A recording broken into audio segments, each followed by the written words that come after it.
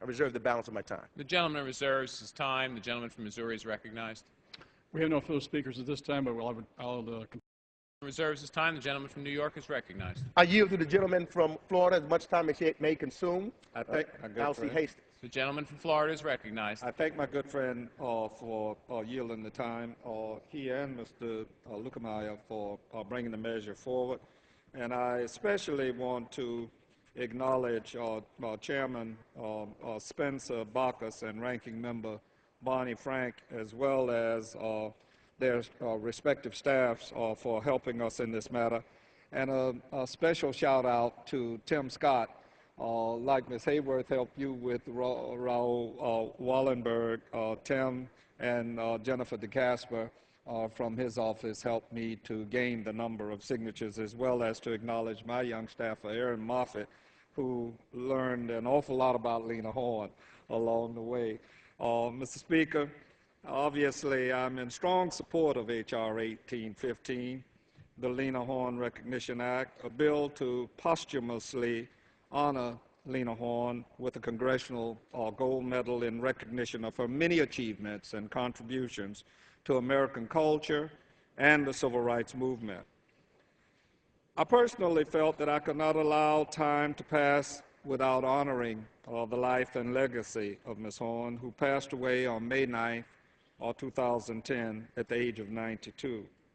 Throughout her lifetime, Ms. Horne used her talent and fame to become a powerful voice for civil rights and equality. It was quite a journey to get this legislation to the floor, given the requirement at least 290 members of the House must co-sponsor the bill. Introduced this bill on May 10, 2011, with the support from 23 other members, and I'm proud to say today that there are now 308 bipartisan co-sponsors, and the measure is also offered in the United States Senate.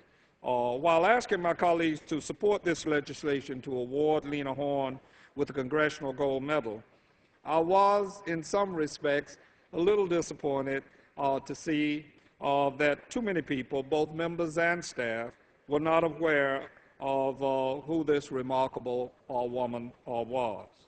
I hope that we can pass 1815 today, and that the Senate will then subsequently pass this legislation and the President will sign this bill into law, so that Lena Horne's legacy will finally be given the recognition it rightly deserves by posthumously awarding her with a Congressional Gold Medal. And I know her daughter and members of the family, her daughter Gail Lume Buckley, I promised that I would call when it passed, and I shall. Lena Horne was the recipient of the Kennedy Center Honor for her lifetime contribution to the arts in 1984, and in 1989 she received a Lifetime Achievement Grammy Award. She has 2 stars on the Hollywood Walk of Fame for her work in both motion pictures and recording.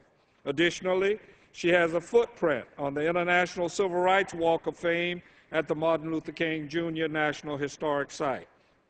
Although these and other monumental awards and honors were bestowed upon her, Ms. Horne's life was not a story of smooth sailing. Her life was too often plagued by stormy weather, which ironically was the title of her signature song and one of the major films that she starred in. Footnote there, I was in the 3rd grade in Jersey City, New Jersey, and my mother let me stay out of school to see my first motion picture, and I have a memory of it today that stayed with me throughout that time. Born on June 30th, 1917 in Brooklyn, not in Queens, Gregory, Lena Mary Calhoun Horne broke racial barriers through her career as a singer, dancer, and actress for 60 years. Ms. Horne got her start at the age of 16 when she was hired as a chorus dancer at Harlem's famous Cotton Club. Then at 19, she made her Broadway debut, dancing a feature role in Dance with Your Gods. Her path to stardom then led her to tour with Charlie Barnett's jazz band in the early 1940s, when she became one of the first black women to tour with an all-white band. A few years later, after starting her career as a singer and a dancer, Ms. Horne was discovered by Metro-Goldwyn-Mayer talent scout and moved to Hollywood to be an actress, becoming the first black artist on a long-term contract with a major studio. Even given her extraordinary beauty and elegance and talent, she was often limited to minor acting roles because of her race.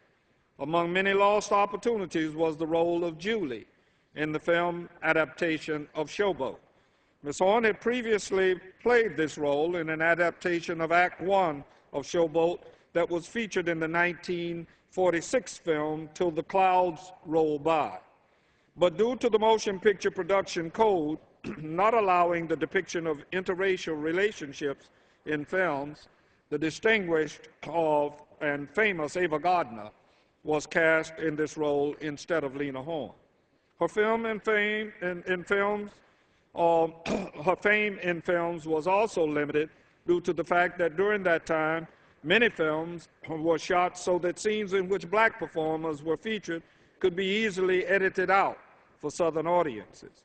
Even facing such discrimination, Ms. Horne's perseverance allowed her to overcome such obstacles and led her to dazzle audiences and critics in a number of major films. Her lead roles included those in the musical Cabin in the Sky and the box office hit Stormy Weather, where Ms. Horne's remarkable performance of the title song in Stormy Weather became one of her most notable songs throughout her career. In her last tour, I saw her in Fort Lauderdale, and she sang 3 iterations of that song, and the last one, indeed, as she said, was the most powerful.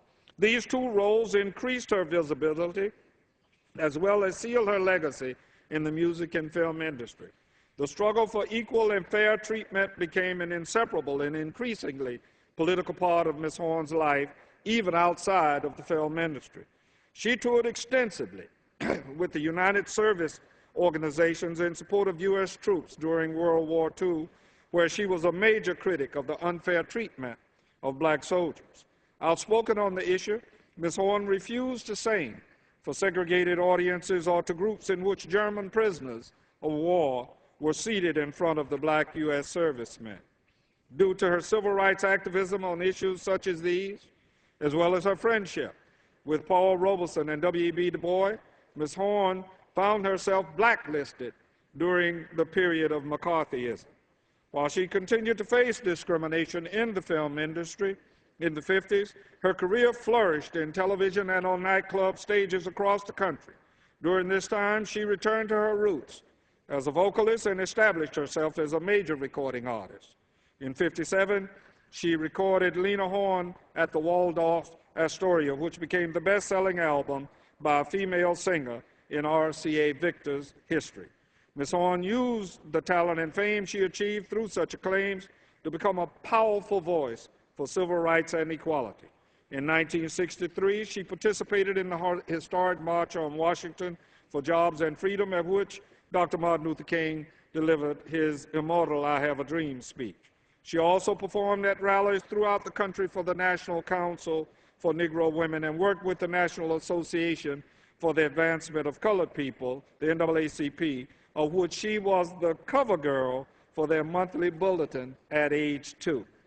Following her blacklisting from film in the 50s and disillusionment with the industry, Ms. Horne only returned to the screen 3 more times following the McCarthyism era, one of which was the film adaptation of The Wiz, in which she was cast as Glinda, the Good Witch.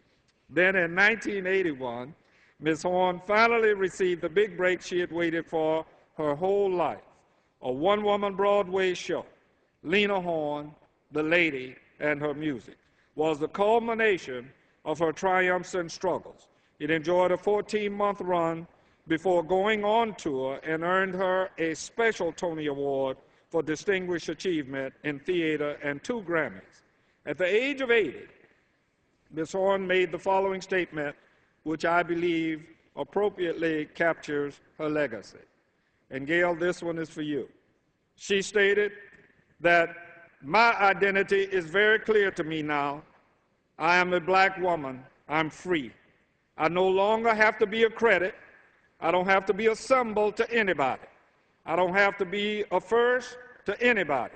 I don't have to be an imitation of a white woman that Hollywood sort of hoped I'd become, like nobody else. Mr. Speaker, Lena Horne was an extraordinary woman who refused to give up her dreams because of the color of her skin and used her beauty, talent, elegance, and intelligence to fight racial discrimination. Her perseverance and accomplishments are truly inspirational, having taught us all how to weather the stormy periods of our lives. I urge my colleagues to vote in favor of H.R. 1815, the Lena Horne Recognition Act, so that we may honor the life and legacy of Ms. Lena Horne with the Congressional Gold Medal, and through this recognition inspire others with her story. Someone wrote today, what do Lena Horne and Jack Nicklaus and Raoul Waldenberg have in common? It's my hope that what they will have in common today is each will be recognized for their distinguished achievements and heroic acts on behalf of our society. I thank you, and I yield back. The gentleman yields back his time. The gentleman from Missouri is recognized. Mr. Speaker, we no longer have any speakers, but I reserve the balance.